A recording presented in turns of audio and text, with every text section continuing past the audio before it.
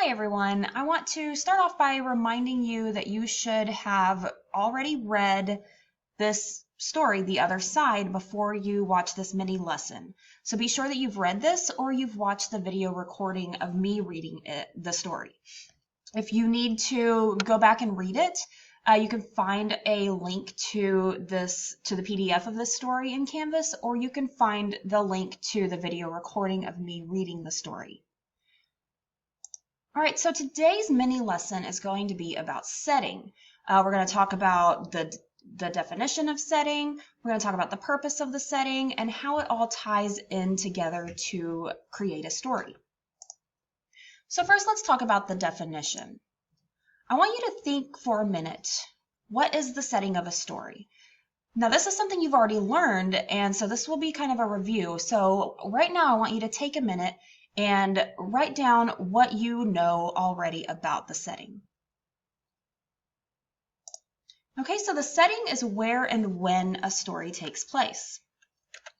So some examples of where could be the city and state the story takes place, maybe the type of building. Is it at a house? Is it in a school? Maybe it's at a factory or some other place of employment. Or it could be set at a geographic location. It could be set at a river, maybe a beach or the mountains. And then some examples of when. It could be a certain time period. Maybe the story's set in the 1940s during World War II. Maybe it's set during present day. Or it could be the time of day. Maybe it's in the morning, afternoon, evening, or at night. And then also remember that an example of when includes seasons and weather. So maybe it's in the spring, the summer, maybe it's raining outside, maybe it's snowing. These are all examples of the setting. So let's talk about the purpose. Why is the setting important? What is the purpose of the setting? Well, first of all, it provides a world for the characters to move around in and interact with. Remember, the setting is intentional. The author includes it for a reason. The author has set this story in a certain place at a certain time with weather, with seasons, specific seasons for a specific reason. So the setting affects their lives and the events that they live through. So if a story is set during World War II, those events are going to affect the characters' lives. And the setting is also a device used by the author to reinforce certain elements in the story. Maybe it is reinforcing the theme. Maybe the setting is acting as a symbol of something in the story. Maybe the setting is reason for conflicts to happen during a story. So let's take a look a little further into that, using the setting to reinforce different elements in a story. So here are some examples, because this sounds a little bit complicated, but I promise you it is not as complicated as it sounds. So maybe a tale about sickness might take place in the winter or in a barren desert. And I want you to think about this for a minute. What happens to nature in winter? It dies off, right? Think about a barren desert. You can't find life in an open desert, in a barren desert. So that might be a symbol for the sickness in the story, okay? Maybe a wartime setting will allow the author to explore themes about violence, sacrifice, or bravery. So here the setting would allow for the theme to be possible, okay? Maybe the author is using this as a way to teach a lesson. And then finally, a coming-of-age story is different in a small town than in a large city and suggests different types of conflict. So a coming-of-age story is a story about a young person crossing over into adulthood. And so, of course, that person's going to face different conflicts if they lived in a small town rather than living in a large town or in a large city.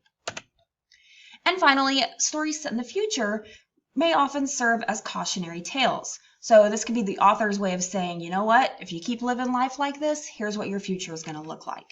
And so they use the setting to reinforce that. So let's use this information on the other side. Let's take a look at the very first page. So we're going to use the illustrations and the story together because that's the purpose of having the illustrations with the story. It reads, that summer, the fence that stretched through our town seemed bigger. We lived in a yellow house on one side of it. White people lived on the other. And Mama said, don't climb over that fence when you play. She said it wasn't safe. So let's take a minute and think about what the narrator and illustrator use as clues for the setting. So think about this for a minute. What did the narrator and illustrator use as clues for the setting? So for my example, I've written that the color of the field indicates that it's summer. So it's yellow, and when I look at yellow in a field, I think of dead grass. You know, if it was bright and green, I might think it was spring. But this reminds me more of summer. Also, the narrator explicitly states that this takes place during summer. Many times the author will explicitly state, but sometimes they don't state the setting. We have to make an inference about the setting. Here, the author tells us that it's during summer. And here's my text evidence for that. That summer, the fence that stretched through our town seemed bigger. And then finally, here's another clue in the story about what era this takes place, what time period this is. I wrote, the narrator implies that the story takes place during the Civil Rights era by explaining white people lived on the other side of the fence and that it wasn't safe to venture over to the other side. So it gives an idea of when the story is taking place. Let's try this one more time for this scene.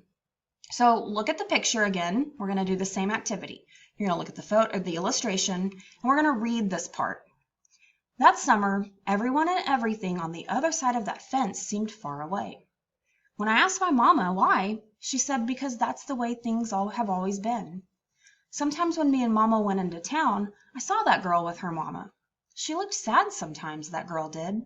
Don't stare, my mama said. It's not polite. So again, take a look at the illustration and think about the story. What do the narrator and the illustrator use as clues for the setting? In my example, I write, the women and girls are wearing dresses, gloves, and hats, indicating that the story is set in the past. Look at the little girls for a minute. Look at their dresses, look at their hats, their gloves. Do little girls dress like this anymore? No. Listen, little girls didn't dress like that when I was little either, so you know this is set way back in the past. The sidewalk and shop windows imply that they're in town. So look at the sidewalk. This illustration is much different than the country illustration we saw, the countryside. So this kind of indicates to us that they're in town. They're somewhere where they're doing shopping maybe. And then finally, like I said earlier, sometimes the narrator will explicitly tell us what the setting is. She explains what happens when they go into town, and so our inference about them being in town is correct. So how does this tie all together into the story? How does this impact the characters? How does setting impact the events of the story? First of all, let's review again about the purpose of the setting. So the purpose, remember, is to provide a world for the characters to live in. This is where the characters live. Remember, the author has chosen this setting for a reason. It affects their lives and the events that they live through. And it's also a device that's used by the authors to reinforce certain elements in a story. So let's take a look at those.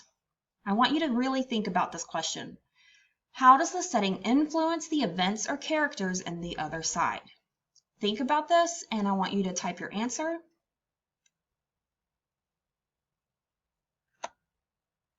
So my example here, I've said, here's the question, how does the setting influence the events or characters in the other side? I've done one for each one, the events and the characters. So my first one is going to be about the events. The setting of the other side influences the events of the story. So I've answered the question. If Clover and Annie didn't live in the country with a fence separating both of their properties, the girls wouldn't have been able to share conversations and break the social barriers of the time period while sitting on the fence. And then for the characters, I chose Clover's mom. I chose her actions because the setting really affected some of her actions. I said the setting of the other side influences Clover's mom's actions. Because the story is set during the Civil Rights era, Clover's mom warns Clover, a young black girl, not to travel to the other side of the fence where the white people live because it isn't safe. So notice I've tied it all together. I've explained how that setting affects the character's actions. I've explained how the setting affects the events or impacts the events. You know, this couldn't happen if it weren't set here, is the type of answer I'm looking for. So just some reminders before class tomorrow. I want you to complete this Edpuzzle assignment. And then also, if you're still a little bit confused, if you have some questions, go ahead and write those down and bring them to class tomorrow, because I do want to clear up any confusion you might have. That's the purpose for our Zoom tomorrow. We're going to discuss this mini lesson, and we're going to clear up some questions that you have about setting. So I want to thank you for participating in this mini lesson, and I really look forward to seeing you tomorrow.